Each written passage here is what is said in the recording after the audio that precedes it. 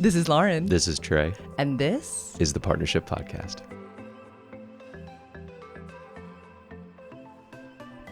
Okay. Welcome back, audience. So, one of you out there was like, Lauren, could you talk about your slut era that you're always talking about and what it provided for you, especially as you were navigating coming out of purity culture, and how recreational sex, a season of recreational sex, how it might have benefited you? And does it still benefit you now? Like, are you still glad that you did this season, even if it wasn't long-term what you were wanting? Okay. Now, I thought that that might be a really fun tie-in to how much joy you and I are getting right now from the part of the book in Intimacy and Desire, which many of you know that we're really a fan of, where Schnarch is talking about fucking. Because I think that there was so much power in something that he said, which is the hardest person to fuck is your spouse. And I think what this listener was really getting to is, how did a season of fucking for fucking's sake benefit you now? And then I thought it was really interesting how Schnarch really emphasizes the importance of fucking and how hard it is to do when the person now you are to fuck is your spouse. So I thought these could tie together kind of well. Fabulous. Let's talk about fucking, according to Schnarch. I'd love to talk about my slut era.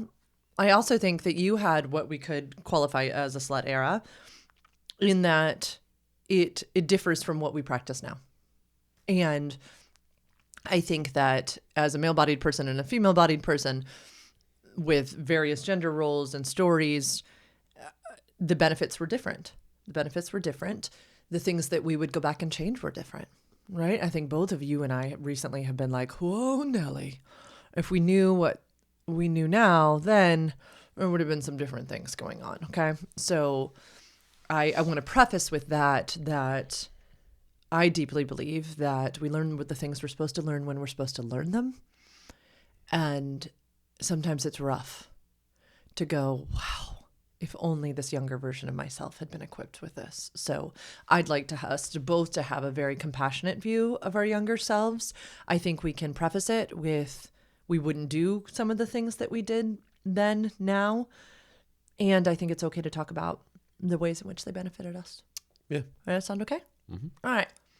So I'll go first. What did my slut era give to me?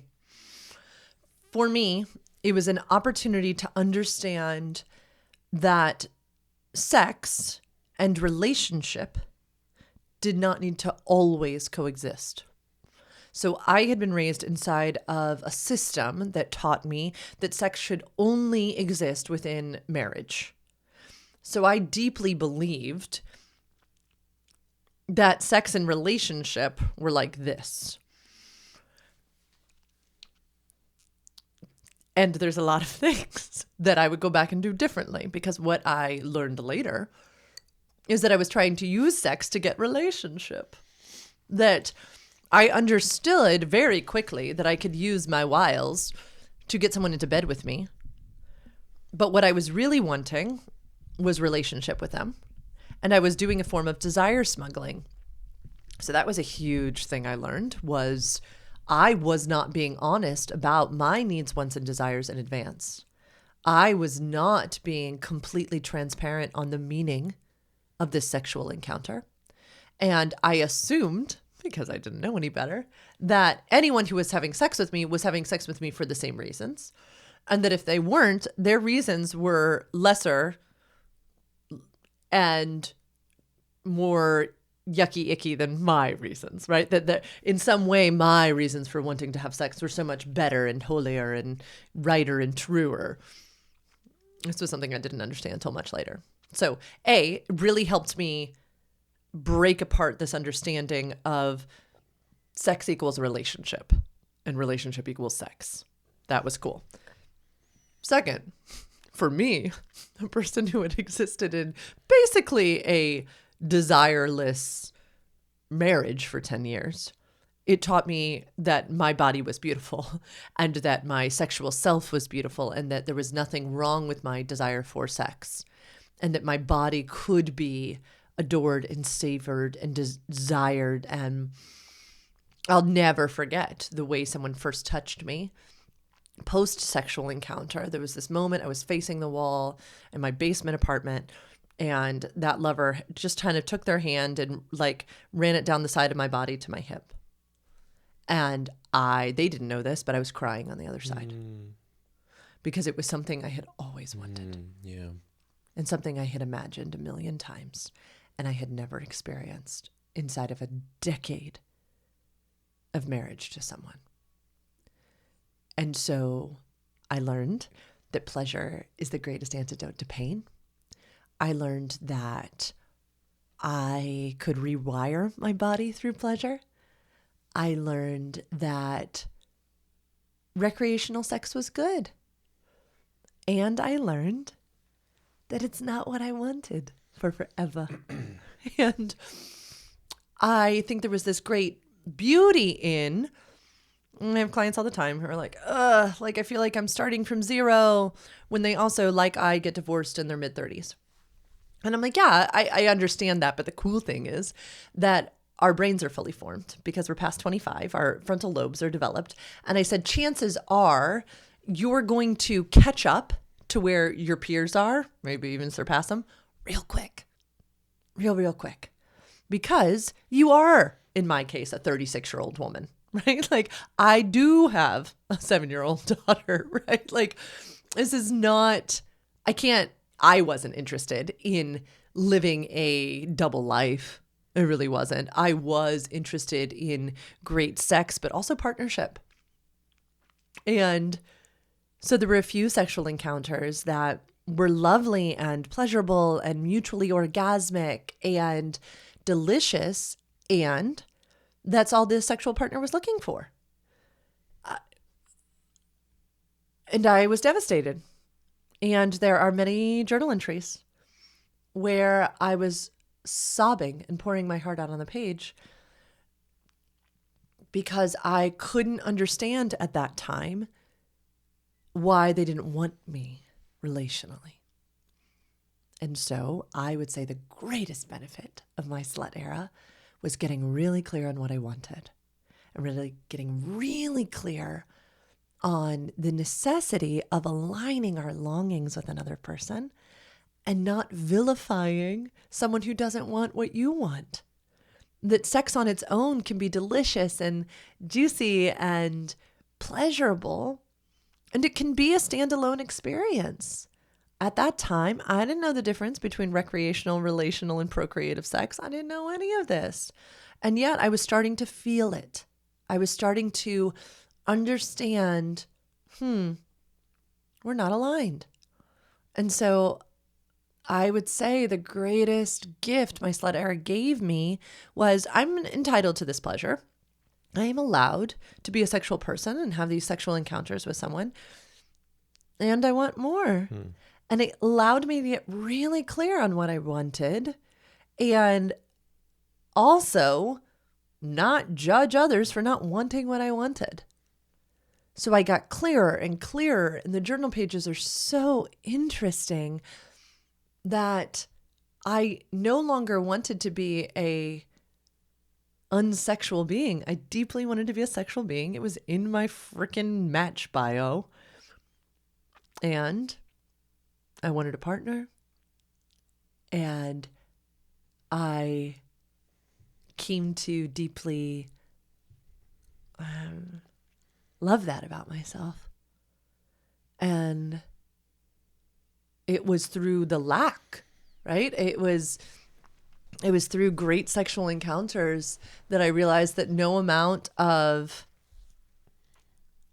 I couldn't overfunction enough to make someone want to be, I had done that before. I had done that early on in my relationship with my first husband. I had made myself indispensable to him so that he would need me right? Which now we know Schnarch is like, that is no, we don't want to get there. We want our partners. We don't need our partners. That's really scary. Yeah. And so understanding that I couldn't do that again.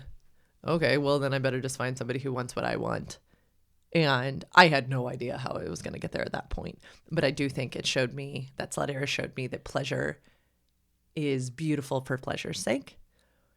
And it showed me what I was really hungry for. And that's okay. That's okay. I didn't have, I know I call it my Slut Era, but it's so funny. I didn't have like a million partners. I didn't. Again, please consider, I was mid-30s. I was in a small town in Virginia. I was doing things with my apps, like, and having beautiful conversations with people around the nation. But, well, it was Slut Era in that I was really standing in what I wanted. So it's almost like a freedom era. It was post-divorce. You've been with one man. Yeah. It was also really full of self-discovery. It was where I really deepened my personal pleasure practice. I really deepened my understanding of my own anatomy, my own orgasm. It was when I figured out so much about what brought me pleasure, so that in sexual encounters with partners, I could chase that and show them and educate them and chase my pleasure in the presence of them. And yeah, I think I was a slut with myself a lot. Good. Okay, that's what my Slut Era taught me. You would probably phrase yours as a completely different era.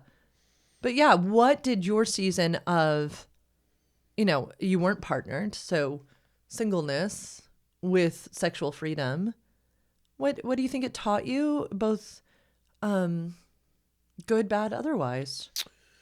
The good thing is that my like true Slut Era taught me that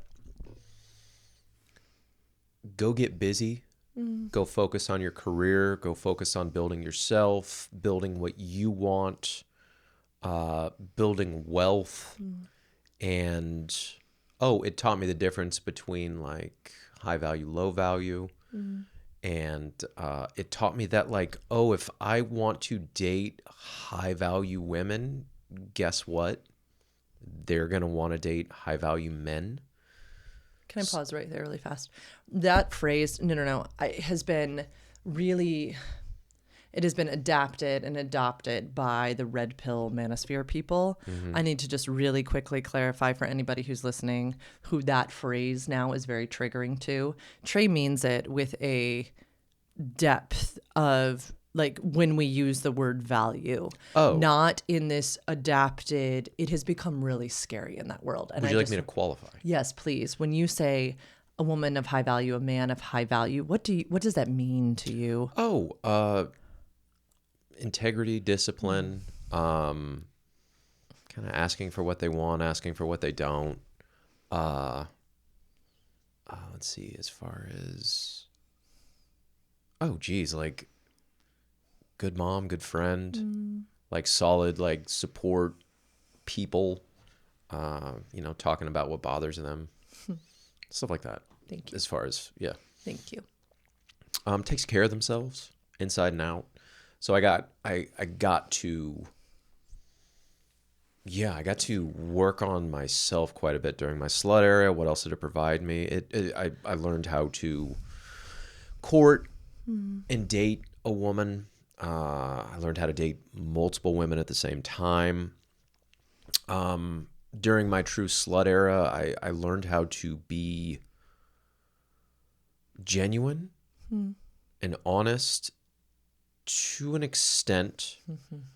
I learned that, this is looking back, where it wasn't really because there were certain women that I just didn't call back, ghosted. And this is me looking back on what I do differently. I don't think that's okay. I didn't have the tools for it at the time. And I thought like saying nothing is more honest than like leading them on or trying to make a date and then canceling it. So I wish I would have had different tools for that. What else did it provide me? I got clear on what I wanted. I didn't think I wanted partnership, but I my Google spreadsheet of like all of the yeses and the nos is titled When She Comes. So, I got clear on like what I was like really, really attracted to.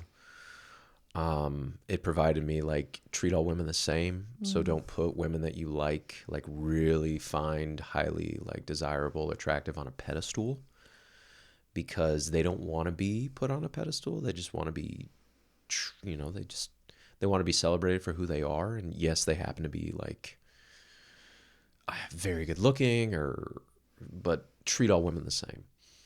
So I got to practice that. I got to practice a lot of like good habits, good behaviors. I was proud of myself where there was a woman that I was dating that didn't want, let's say like, hey, I want a relationship. And we had a conversation. It was a hard conversation where it's like, I can't provide that for you. And she goes, well, I don't want to, like, I can't keep doing this without this. And I go, I understand. So yeah, I learned how to communicate a lot better. Was it like complete? No, but that's part of aging and wisdom where, I wish I had these tools, 8 years ago? Yeah, I wish I had a more comprehensive toolbox in my like early 30s, early to mid 30s. So that is what it provided for me. And I did touch on a little bit of the stuff that like going back, I wish I could have given myself this. Yeah. Did it teach you anything about no being not a rejection of you, but again, we didn't have any of these verbiages, right? But like also did it allow you to practice an understanding that someone's no is not necessarily rejection of you. It could just be a statement of their limit or boundary or their lack of interest. Did it teach you anything about that? 100%. It taught me that most people are not going to be interested in you. I'm a straight, cis, white guy, so I was dating women. And I learned and I was taught that like, most people aren't interested in you. And don't ever take it personally. Yeah. And then look for the signs of like interest and attraction. And if they're not there, wish them well. Yeah. Like, don't start chasing someone that's not interested in you. Yeah. Because that goes against like, hey, aren't you supposed to be busy? Aren't you supposed to be busy working on whatever you're working on? At the time, I was in athletic operations. It was great. Yeah. And I lived in Long Beach, California, and I was busy, and I had a great friends group. And I learned that I wanted someone to come along and like complement my life. And at that time, it was just kind of dating women, seeing where it went. Right. Some we stayed together for a longer period of time, but there was just, there was never any serious relationship, obviously, during a slut era. Yeah. Yeah. I think about that sometimes, that reps, right? That sexual skills, romantic skills, or like any other skills, they must be practiced. And I think that one of the benefits of an era in which you are accepting, inviting of short-lived experiences allows us to get more comfy in this is not a rejection of me. It really allows us to sit in our rejection sensitivity and not in a callous way. And it's okay. Like if someone's not interested in you, that's okay. And it needs to be vice versa as well. And then doors open, doors close. And then just kind of pay attention to those, but don't shove your foot. Yeah. Like if it's closing, don't shove your foot in it. Yeah. And doors will open, doors will close based on someone else's behavior, based on someone else's words, based on, I think most importantly, based on someone else's actions. Yeah. And then just, you listen to that. I've had plenty of dates canceled where it's like, hey, I can't, but I'd love to see you again. And I go, great. I'll put that like, please feel free. I'm going to leave that up to you. Please feel free to reach out whenever you want to. I'd love to see you as well. And you never hear from them. Which is great. It's great. But you don't follow up with them and like, hey. Ball's in their court then. Yeah. And you don't take it personally because you take We a know. lot less things personally. We now know about reflective sense of self, Yep. right? We now know that doesn't need to be a reflection of the self. Lauren in her slut era did not know that, right?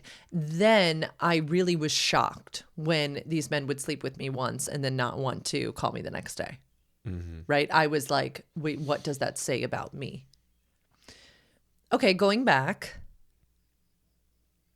one of the things that I always say that I wish I had had more tools in was getting more comfy with sharing what I was looking for prior to a date or a sexual encounter, being able to come to a shared understanding of the meaning, being able to craft a container, being able to talk more openly about STIs. And I was horrible at that because I had come with zero sexuality education. Lord knows it's wonder. It's a wonder that I'm all of these things. And yeah, so going back, I wish I had many more tools to communicate about my needs, wants, and desires. What is one thing that you wish going back, you could give yourself? That 100% to talk about sexy stuff, not in a sexual state of mind. So not in a turned on or aroused state, but to talk about sex, protection, safety, STIs, preferences in an environment that won't court or lead to arousal where it's like, hey, now that we did this, now we do that. I've never had that ability until I've met you to talk about those things. Boy, oh boy, I think that's something that's missing in the entire universe. Literally where it's like it's destigmatized and it's normalized to talk about sexual preference or sex, say over dinner or over coffee in the morning. Yes. And then actually probably crafting a container of like, we're not going to go practice this today. Yeah. We got to wait minimum 24 hours. Go think on it. Or we're not going to court arousal right now. We can talk about that at a different time. What does that mean? What does it look like? Because it's hard to talk about sex until it's not. Yes. Until you've got some reps and you've got some tools, and then just like anything else, it's easy. Anything with practice over time becomes easy. Amen. Hallelujah. Preach it, brother. And that's probably what boys need right now. Yes. Right. So I mean, talk about. They need a script. They need reps. They need. Yeah. This is what I wish. It needs to be easily digestible for. Yes. I mean boys too. Yes. I mean like teenage boys. Middle school boys. Yes. Yeah. Because Yeah. Right. This is. I mean, I have clients all the time who sit in my office and go, "Can you imagine if this had been a part of our sexuality education? Can you imagine?" And I'm like, right? Wouldn't it have been magical? We were talking with clients the other day who... Like, why did we get so many reps like on how to write an essay properly and not how to talk about this? Like, I guess because it's taboo. It needs to be destigmatized. Great job. Yes. Or it just needs to be done privately or voluntarily, where maybe it's not appropriate for the schools. Cool. Something needs to be out there. And it's... we're long past not the. I was gonna say something about governments. Yeah, let it go. Yeah, it needs to be destigmatized, and so it starts here. If you have kids in your life, please have these conversations, and if you have kids in your lives, please model these conversations. Not, of course, about your sexual preferences, but about, no, when you hear a no, could it just be a statement of their limits and boundaries? Could it be an invitation to intimacy instead of a rejection? How could we sit in that curiosity? Wouldn't that be beautiful, right? How do we celebrate someone's expression of a boundary, expression of a limit? These are sex ed conversations. They don't have to be explicitly sexual. Talk to kids about boundaries. Talk to kids about expectations. Can I give an example? Mm-hmm. My little brother, he celebrated his 12th birthday. He wanted to go to like the trampoline place. He wanted to bring his little cousin. His little cousin is female. She is like 8. Before we left, because this was the first time I'd ever taken a little cousin anywhere, in front of my little brother's mom, I said, hey, little cousin, I'm not going to be touching you without asking for permission. If I do anything that makes you uncomfortable, please tell aunt, please tell mom, please tell the school, please tell, I may have said the police. I think I skipped that. Do not, what I said is don't keep it a secret. And there was just a little smile on her face, and that was it. Don't keep it a secret. Don't keep it to yourself. Tell everybody if I do anything that makes you uncomfortable. I said that to my niece. Yeah, mom and dad went on anniversary. I flew in, I took care of my niece. And I said, hey, we're not going to be there's not going to be any secrets. Bath time is yours. That's going to be privacy, so you get your own privacy. If there's an emergency, please let me know. I'm not going to see you naked. We're not going to see each other naked. And it was interesting where dad's like, why are we doing this? And then mom's like, this is important. Yes. Mom knew exactly what the fuck I was doing. Dad was uncomfortable with it. That's okay. But mom knew exactly what the fuck I was doing. It's okay because it needs to be something that he's less uncomfortable with. It's okay. He needs to hear this shit. Exactly. I just wanted to preface. Like, it's not like, oh, he just gets to stay in that discomfort. No, this is a part of exemplifying. Yeah, exactly. You're always going to have access to mom and dad. Yep. There's not going to be any secrets. You tell mom and dad whatever. Mm-hmm. And we're not talking about anything sexual. No. We're not talking about anything anatomical. This is just use your voice. Yes. I encourage you to use your voice, especially if I make you uncomfortable.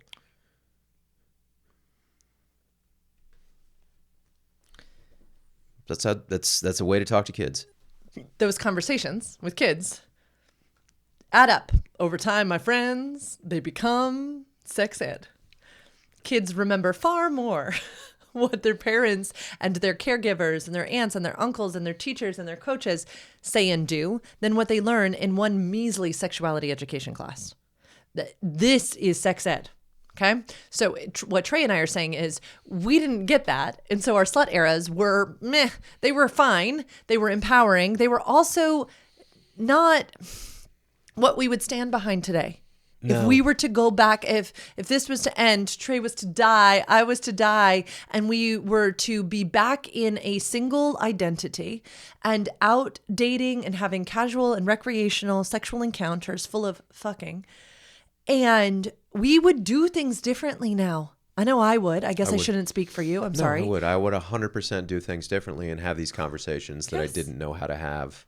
Yes. I think they're so important now. Yes. And I don't want to, I really want to take care of another person a lot better than I did 10 years ago. Yes. I want to be a lot more honest. I want to be a lot more transparent. Yeah. And then does that run the risk of making someone else uncomfortable, or does that run the risk of like maybe not getting laid? That. Yes. That. Yeah, it does. Yeah. I'm good with it. It reduces our chances of getting laid because getting specific about what we want might not align with our sex partner.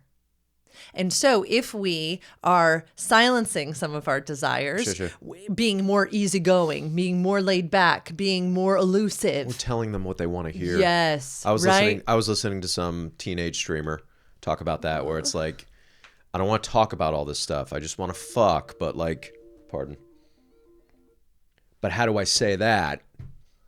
I don't want to talk about all this. I just want to fuck you, and then I want to leave, but I can't say that. I get it. God bless. Well, if it was 19-year-old kid, they were fucking 9 years ago. Yeah. So I get it. Okay. This could feel like an abrupt transfer, but I don't think it is. I think we can truly have this conversation. Transfer away, honey. Is transfer the wrong word? Transition. Guys, sometimes there's another Laurenism. If you say something like witch or something, witch while or something, my face goes like. You missed it on the previous podcast. Which while you said something like that? Lifetime. I think it's interesting that my clients often, and at Soho House often, when I do my speaking engagements, will say, why is it that it is so much easier to fuck a stranger than my long-term partner? Why is it that I feel like I can be more in my desire with a stranger? And I think these conversations are connected. Because you get more, reflected sense of self. Sure. And then the stakes are a lot lower than a fucking... Yeah. Yeah. So I think what Trey was saying and what I was saying about these slut eras, right, is they It's allowed a us... nice thought to go on a date with somebody, learn about where they went to college, and then go, like, I don't know, maybe have some good sex. Mm-hmm. What a fun thought. And then it's like, that was great. Thanks a bunch. Exactly. Because then you get to move on.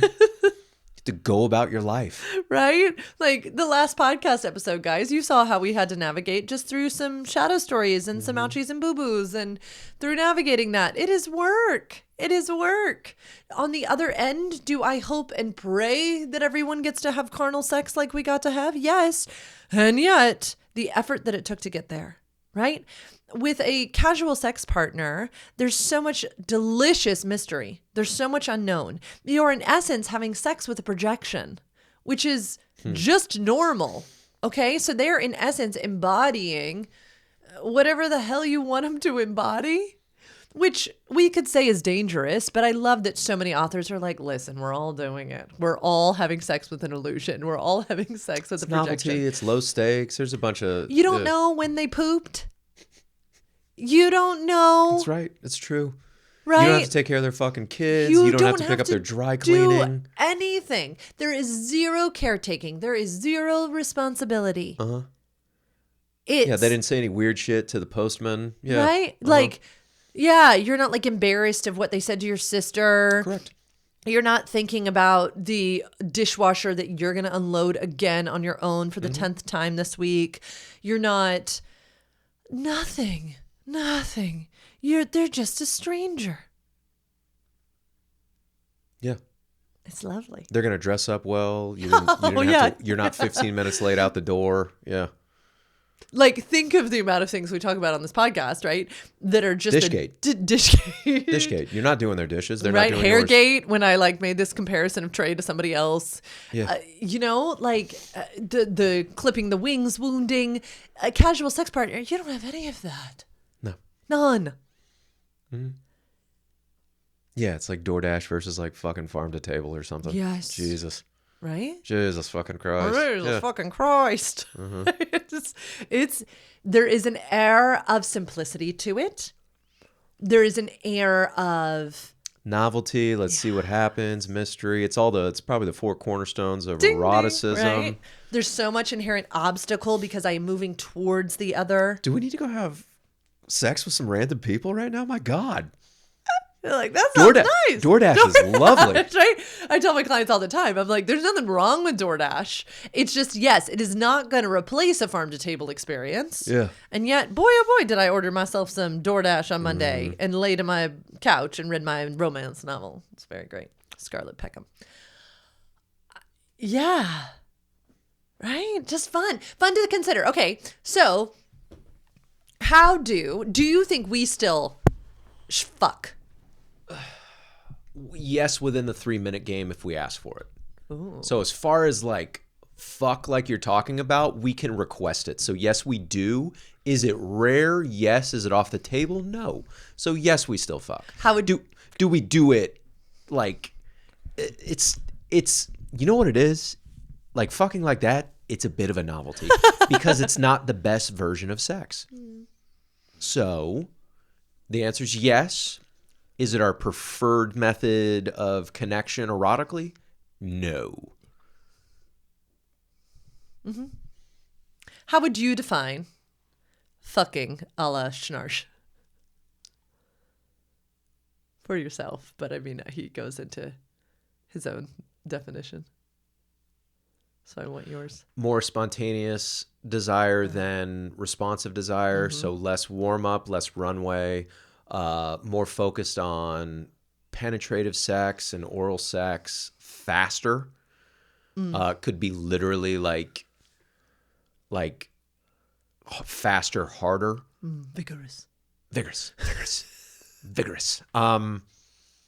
Yeah, that's how do you describe fucking?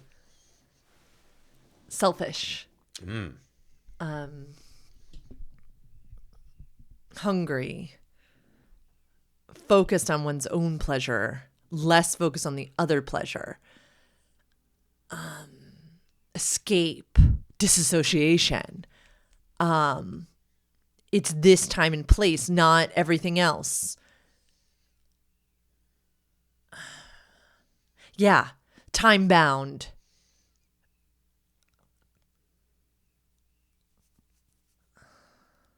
Naughty. Animalistic. Yeah, maybe like only pants come off. Yeah. Maybe like tops stay on. Yeah. It's quick. It's hard. Yeah. Yeah, great. Eye contact. But Or like lack of eye contact. Yeah, but like you're a body. You're not something I have to care for. You're a just tool. you're just a tool for This my is hot pleasure. as fuck right now, honey. Yeah. Hey, if you're popping right now, make sure and like and subscribe. Yeah. That without like all the other That's a fuck. Not with all the other relational shit. This is why I think it connects to our slut era. I'll wrap this around. Is that Schnarch is saying that it is deeply connected to a solid sense of self.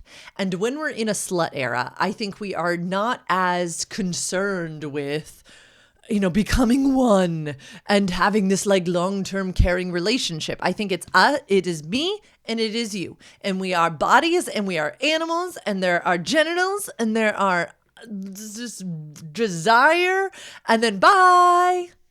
There is a well-defined Trey and a well-defined Lauren, and that there is an ability to be in one's own selfish wants and desires. There's an ability to mutually take, to use Betty Martin, right? I just love when all of my modalities start like coming together.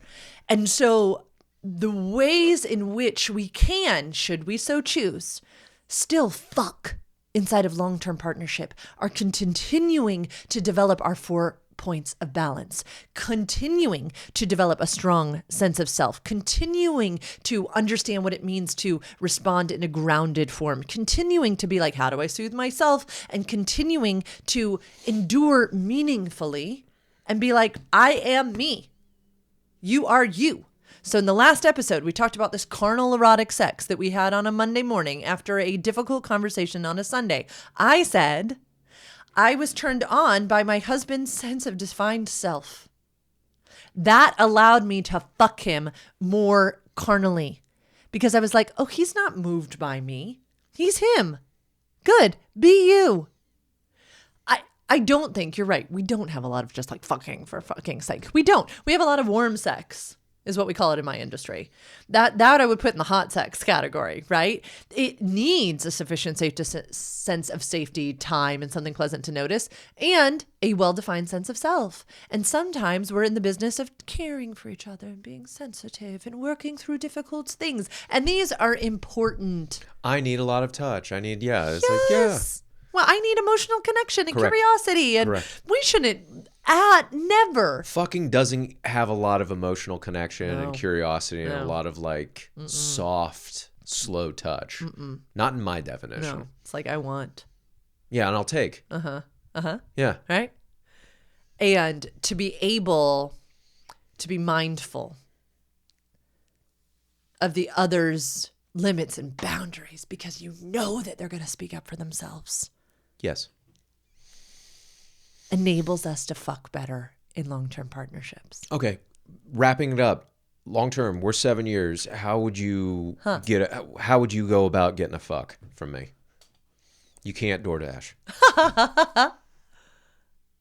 I go about getting a fuck from you? I would schedule it. I would schedule an opportunity for it. I would put it on the calendar. If I really wanted this to happen, I know how to make it happen. I would schedule it. I would put it on the calendar. I would most likely take us away from our home.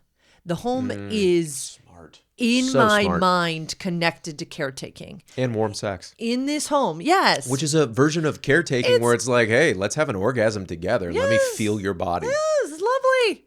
It's lovely. Highly recommend. But if I wanted to fuck, I would take myself and you out of our container of caretaking, a la our home. And I would put us in a situation that had the potential for novelty. I would put us in a situation where there was privacy and separateness. And I would titrate in the things that I love, which is a little bit of ambivalence. I would say, here's our hotel room. I would like you to go to the bar. I want to get dressed on my own. I don't want you to know what I'm wearing. I want to come down to the bar with a book. I want you to sit across from me and pretend not to ignore me until I come and sit next to you, or until you come and sit next to me. Then I want you to stroke my leg. And I want you not to ask me a single thing about anything you already know. Only curious questions, please. Maybe we're strangers, maybe we're not. Depends on what kind of mood I'm in. Then I'd want to bring you back to my room. I want to be in that position of power. I don't want to be beholden to you. I want to be the one that says, come back to my room. Mm-hmm. Fabulous. Mm-hmm. And then I would take from your body. Great. How would you do it? I can't beat that. So would you come along? That's so good. Okay. If I tried it quick and dirty, I'd wait till you're ovulating. I'd wait till you have the day off. And then I'd put a spontaneous request on the fly. Oh. Be like, hey, I'd say something like, I've been thinking about your body all day. I just want to pull your hair and put my cock inside of you. Like, will you let me do that? Mm-hmm. And then I'd be okay with saying, no, I'm busy. I can't right now. Yeah. So it's an opportunity. I'd just put a request out there. And I'd also be okay with like, hey, that's all right. That's how I try to fuck you. Would this be solely focused on your pleasure? Honey, come on. It's okay if it is, because this is a fuck. Oh, yeah. On your terms. Okay, great. And sometimes that's okay in this house. My bad. She comes a lot. So whatchamacallit? He prioritizes my pleasure a lot. So this is why I'm asking you. It's exhausting. Guys, it's exhausting. Whatchamacallit? I would say that if that were a priority to me, where it's like, honey, I just want to do this and I want to take from you. Like, this is not about you. Yeah. Mm-hmm. I would say it. Yeah. Yeah. I wouldn't just like surprise. You are not important. Surprise, I gotta go. No, it's awesome. Yeah. I loved talking about Slut Era and how it's so connected to the fact that your spouse can be the most difficult person to fuck, because there is such inherent individuation inside of an era where we're getting to have casual sex. Wrap it up. You have to talk about sex with clients all day. All day. Thanks for coming to this episode of the Partnership Podcast with Lauren and Trey. These are our opinions, our stories. Take what you like, leave the rest. You have a right to self-determination and informed decision-making. Decision-making. If something you heard today sparked your curiosity and you're like, wait a second, what are these 4 points of balance and what is fucking? You can go to sexedforyou.com/free consult and request some time with me. And you and I can talk about how I work with clients and if that sounds like something that you'd want to do. Have a great rest of your day. Transfer on over to the website.